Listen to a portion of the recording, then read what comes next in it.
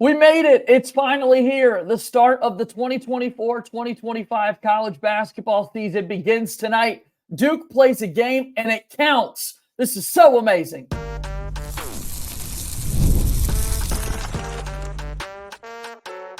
You are Locked On Blue Devils, your daily podcast on the Duke Blue Devils. Part of the Locked On Podcast Network, your team every day.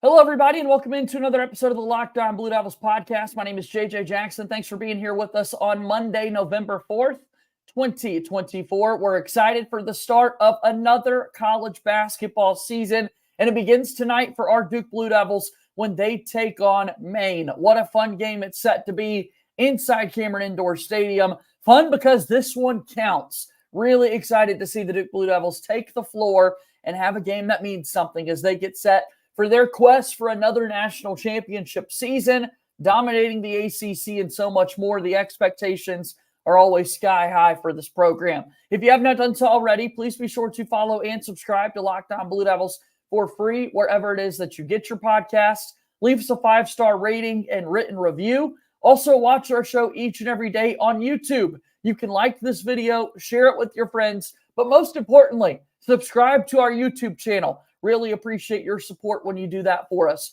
We're on X at LO_Blue Devils, and I'm there as well at _JJ_Jackson_. Jordan Mann from the Big J and Little J show is set to join us here on today's show. He also has very high expectations for what this Duke basketball team is set to accomplish. There was a lot of buzz throughout the course of the offseason with transfers coming in, a highly ranked freshman recruiting class. Cooper Flagg spends the summer with Team USA. Kamen Malawach plays for South Sudan in the Olympics. And then we see these exhibition games play out, and Duke has 2 50-plus point victories. That's reason enough to be excited about these first few weeks, the test that Duke's going to have in the non-conference, and I can't wait to see it all unfold starting tonight. So here he is joining us on the program. Jordan Mann is here with us, and Jordan, I think we've got reason enough to be excited about the start of this season. It's always a really, really long off season, but a lot of people are talking about our basketball team. And it's a lot of reason to be excited for the Blue Devils this season. Oh yeah. I meit's the best day of the year for me. I think there's like almost 200 college basketball games on today. College of Charleston's playing right now. And it's the best time of the year, JJ. College basketball season's here. Duke plays tonight, and I cannot wait to watch this team finally play a meaningful game. Duke is set to take on Maine, their first game of the season. There's the Cooper Flagg intrigue in all of this because, hey, he's going to be one of the best players in the entire country. He's a preseason first-team All-American. He's native to the state of Maine. His twin brother, Ace, has committed to play basketball there for next season. So we've got a lot of storylines connecting Cooper Flagg to this program.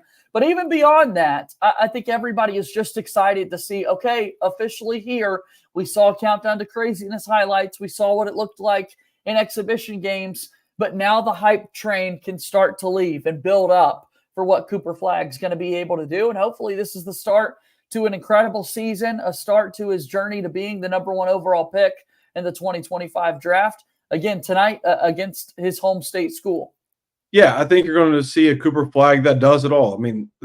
We've said that since he's arrived on campus, right? But, you're going to see that he's not going to be a guy that's going to score 20-plus points, and that's how you're going to feel him impact a game. I really think you're going to see a solid stat line of double-digit points, say 14 points, 5 assists, 6 rebounds, maybe a block or 2, a steal. The guy fills up stat sheets and does everything well in the court. And I think that's going to surprise more people than you expect. A lot of people think he's just a scorer first that makes all these highlight plays, but his all-around floor game is phenomenal. And I hope to see that tonight against Maine. It's going to be an outstanding contest, I would imagine, for both teams getting set to kick off their new season. It's only the second time ever that these two teams have met one another on the hardwood. They played a game back in 2016 inside Cameron Indoor, and Duke won 94-55, so a blowout where Luke Kennard finished with the career best 35 points. Hopefully we've got a big 30-plus outing for somebody on this year's Duke team, and that could kind of be the game that player we remember when we think back on this game throughout the course of the season. The three-point shooting has been something to highlight throughout the exhibition season, and I think Duke will be one of the best three-point shooting teams in the country this year. That gets started tonight as well because Duke's just got a roster full of so many tough outside shot makers. Yes, Duke's going to fill it up from deep this whole season. Even on off nights, you're going to see a certain guy be on, and that just shows the depth that Duke has in three-point shooting. Like, I'm excited to watch Proctor shoot it, Caleb Foster shoot it, like Con Knippel for the triple. I can't wait to hear that so many times this season, and hopefully we hear that, I don't know, 5 times a night, JJ, when they play Maine. I love to see Knippel stay hot from three. I can't wait to see what Con's able to do in this one after the hype that he's had all off season. People started to build up more and more of that hype in those exhibition games. And now all of a sudden everybody wants to say, well, he's going to be the best freshman scorer for the Duke basketball team just because of what they've seen. I think that's certainly fair to say. It's just fun to see outsiders kind of jump aboard the Duke hype train for players not named Cooper Flagg because it feels so easy to say Cooper Flagg's going to be so great. Yeah, I mean, Con is a guy that's going to be like McCain in the fact that he'll give you 20 points on 8 shots or 12 shots because he'll get to the line, he'll hit threes. Like, that's what excites me is he's not a volume scorer, he's an efficient scorer. And that's when you talk about Cooper Flagg as the highlight of that class, and then Con Knippel since the summer has really taken over some of the spotlight as well. It's a great thing for Duke to have on top of the transfers we're going to talk about, and obviously Proctor and Foster coming back. For this Duke basketball team, taking on the Maine Black Bears a little bit later tonight. Maine scored 57% of its points last season on 2-point shots and another 18.5% at the free throw line. So not a team that would shoot too much from the outside. Their interior scoring efforts were a big reason why they had a rather successful season last year. So you'd figure that it's going to be a game to watch out for Duke's post players with Common Malawach and Malik Brown. Yeah, I'm excited to watch those guys. Malawach, like what he did on film against Arizona State was phenomenal. Like the guy just plays with a high motor, and to be as big as he is, to have that motor is special because that's the one thing the Duke team last year lacked was the identity of a consistent motor, especially I felt like at the 4 or 5 position. And you won't have to worry about that with Common Malawach when he's on the floor for Duke. Now, will that lead to foul trouble in some games? Sure. But I will take a guy getting in foul trouble because he's playing his tail off. I was going to say another word, play his tail off, than a guy that gets in foul trouble because he's nonchalant. Like the guy runs without the ball. He moves with the ball, and he's active on defense. And I want to say, JJ, he's going to have 3 blocks tonight against Maine. Duke versus Maine tonight to begin the college basketball season. Going to be a fun one to watch inside Cameron Indoor Stadium. We've got a couple of other matchups to be on the lookout for. Duke had a big recruiting weekend. There was also a football game that took place. I mean, there's a lot to dive into here on today's episode of Locked On Blue Devils. We'll continue with our pal Jordan Mann here in just a moment.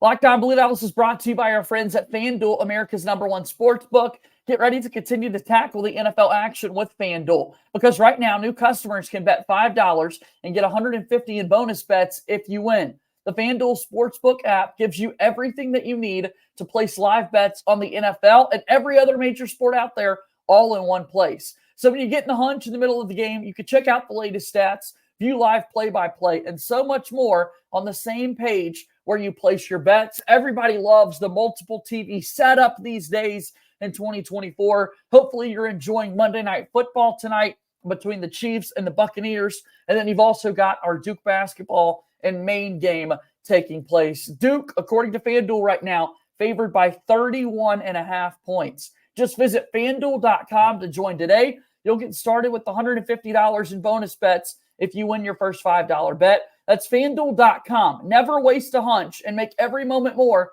with FanDuel, an official sportsbook partner of the NFL and a proud sponsor of Locked On Blue Devils.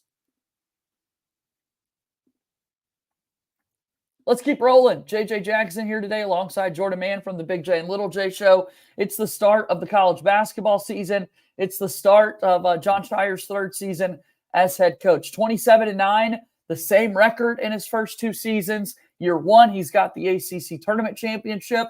Year 2, it's a trip all the way to the Elite 8. hopefully we can keep making further steps with what the Duke basketball team is set to accomplish. They're a popular Final Four pick by many people in the media.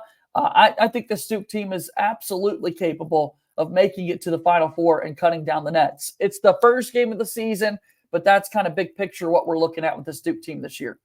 Yeah, JJ, I've been a Shire believer for a long time. And I think he's the right man for the job, obviously. And you've seen the growth from year 1 to year 2. I think you're going to see the continuous growth of year 2 to year 3.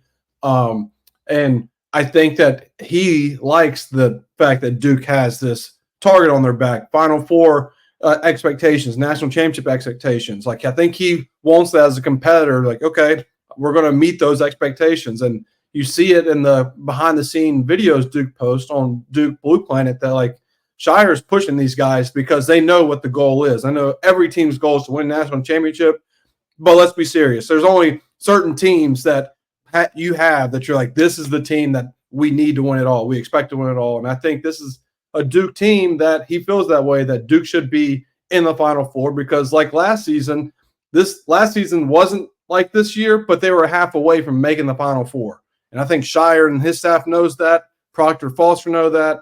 So this year's expectation is definitely for the Final Four bust for Duke.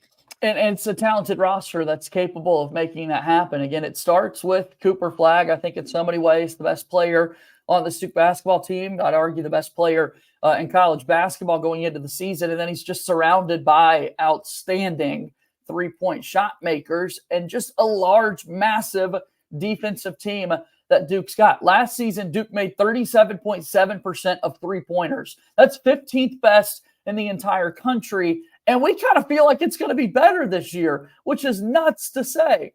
Yeah, I mean, it is nuts to say because you think of that team, you think of just Jared McCain. Obviously, Proctor shot pretty well from 3 on catch and shoots. Foster was pretty good.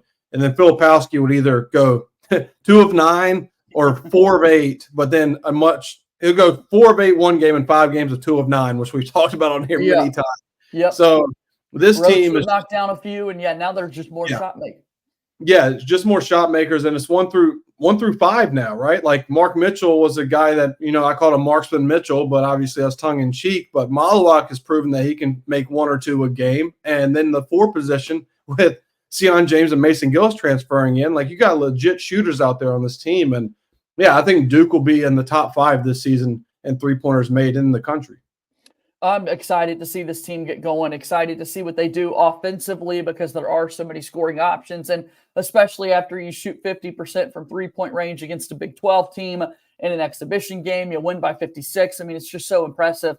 But that means the defense has to continue to play well, and I think they will do that. I think they'll set the tone. I think they'll get after you aggressively. And I want to talk about Caleb Foster and Tyrese Proctor, what they bring on the defensive end of the floor as those lead guards, picking up the ball from the start. We know the length and size that Duke has at the rim, but if Duke can constantly get that ball pressure from those lead guards, it's just going to make everything more convoluted and chaotic.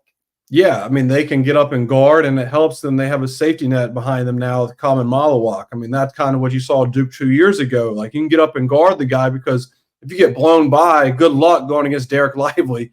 Good luck going against Common Malawak, who looks really good so far defensively. I mean, the one question mark I have with him coming in this season is when he's help side and the guy leans into his body, is he going to wall him up or is he going to reach down? And even if it's a clean block, they might call a foul because it looks like it's a foul.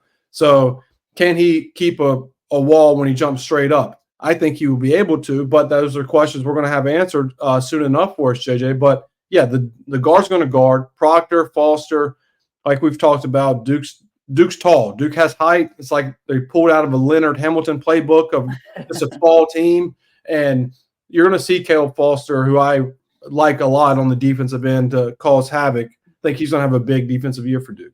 All right, so Duke basketball set to take on Maine a little bit later today to open up the 2024-2025 season.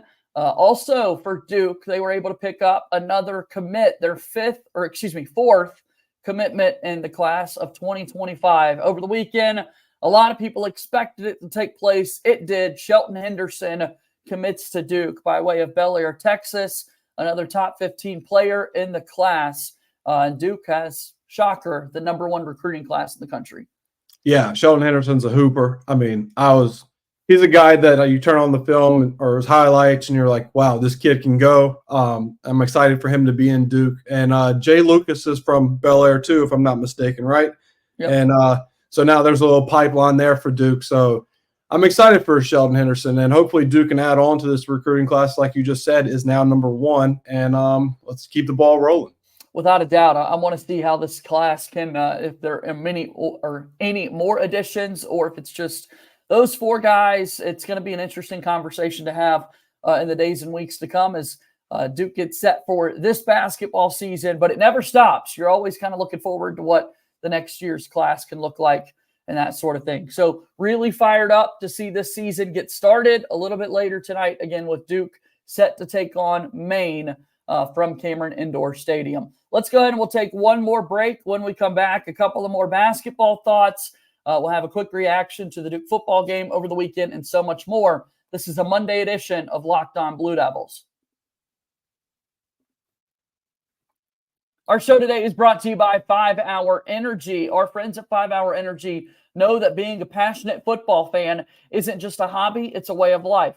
It takes a lot of energy to power through all-day tailgates, touchdown celebrations, or an agonizing second overtime, which is why they've created Stand the Fan 5 Hour Energy Shot with a special flavor called Fan Fuel, the energy shot made just for super fans like us, the fans who are first in the parking lot and who are last to leave. We see you. 5 Hour Energy knows that no matter what your team you root for, being a fan requires heart, soul, and a whole lot of energy. Whether you're prepping for the big tailgate or ironing your jersey, your game day to-do list is always a mile long.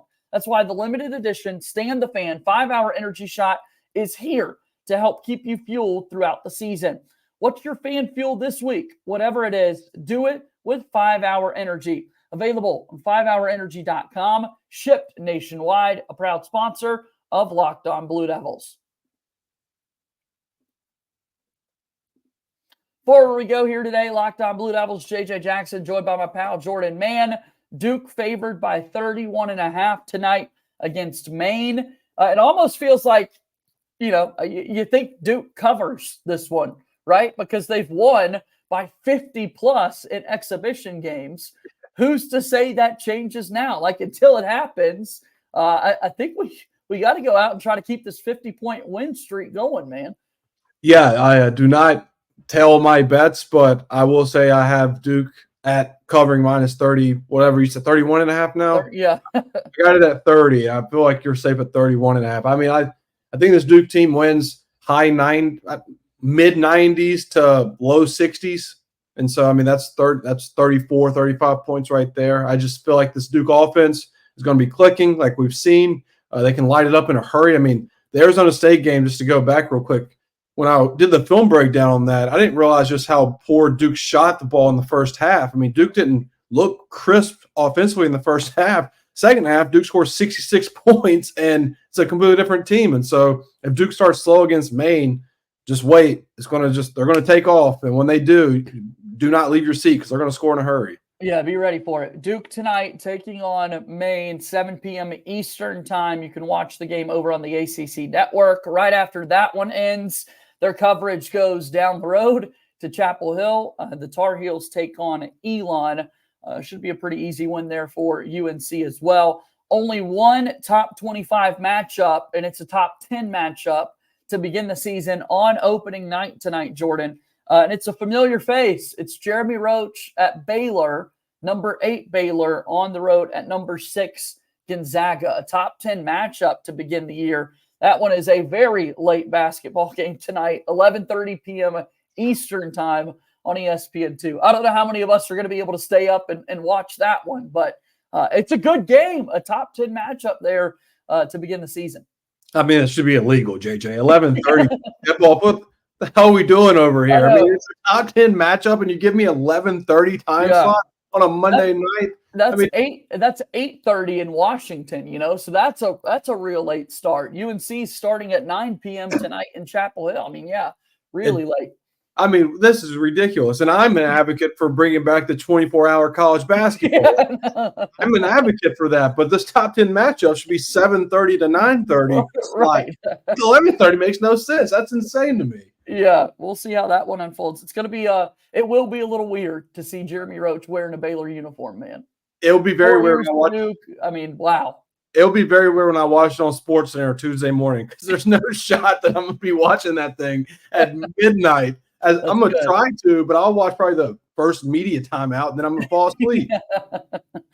All right, Duke football took on Miami over the weekend, a reunion of sorts for Manny Diaz going back to the spot where he used to be the head coach, and Duke ended up losing this one 53-31.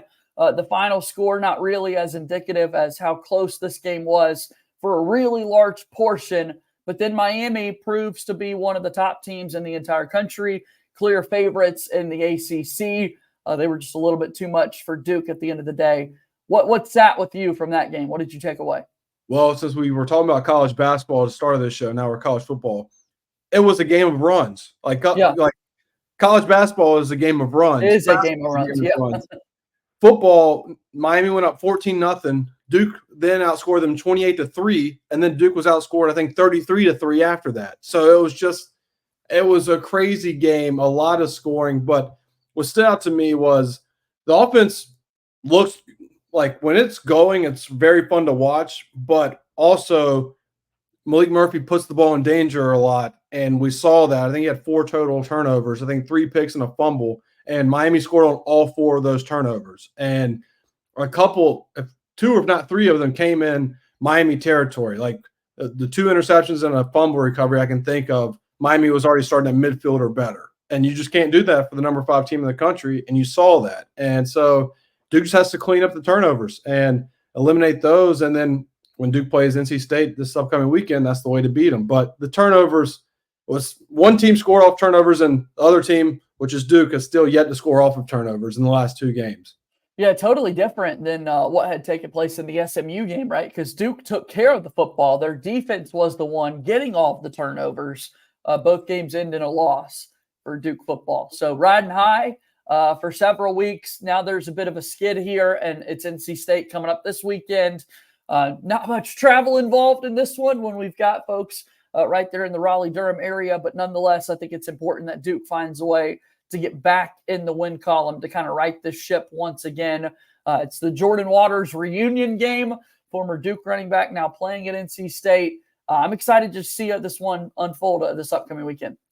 Yeah, NC State, I haven't seen it since the line came out yesterday, but they opened at -4.5 point favorites, which right. I thought was kind of shocking to me. I know they're coming off a 30-point win. Duke's coming off of a 30-point loss, but it's Duke, NC State. I feel like both teams are close to where it should be a pick 'em, in my opinion. But I feel good about Duke going into this one, and that's like I know I'm optimistic about Duke, but I really think Duke's going to bounce back from the Miami game because look, they're up 28-17 against number 5 team in the country. They should have won 2 games ago against SMU. Those are 2 of the best teams in the ACC right now. The number 5 team and number 14 team in the country.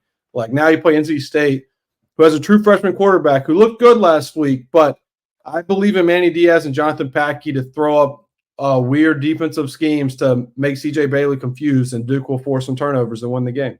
And get it back right. That's what we're hoping to see this upcoming weekend for Duke football. Excited to see Duke basketball play tonight. They've got Army on Friday and then a big one against Kentucky. And Jordan, I know that you do great work with your own show, the Big J and Little J show, talking about all of it.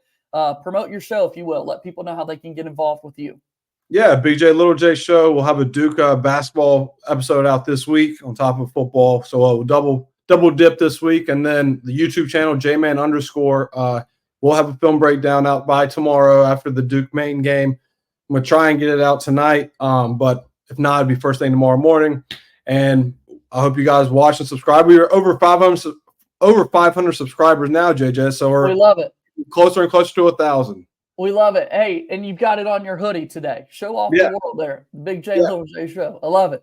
Big J, Little J show, but I credit you, JJ, for really helping grow the channel and the podcast, having me on every week. And it's been a blast coming on, and I appreciate all the Duke fans that have followed as well. Likewise, people in Locked On Blue Devils world love the J-Man Monday, so we got to keep it rolling. Now we've got big basketball games to talk about, which I know you and I are very excited about. All right, man, be well. Enjoy the game tonight. We'll talk soon.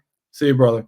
That's Jordan Mann joining us here on today's episode of Locked On Blue Devils, and that brings us to a close here once again. So excited for Duke basketball being back. Let's go get a win. Let's beat those Black Bears and have a whole lot of fun. That'll do it for today's show. As always, go Duke. I'll talk to you tomorrow. My name is JJ Jackson. Thank you and good day.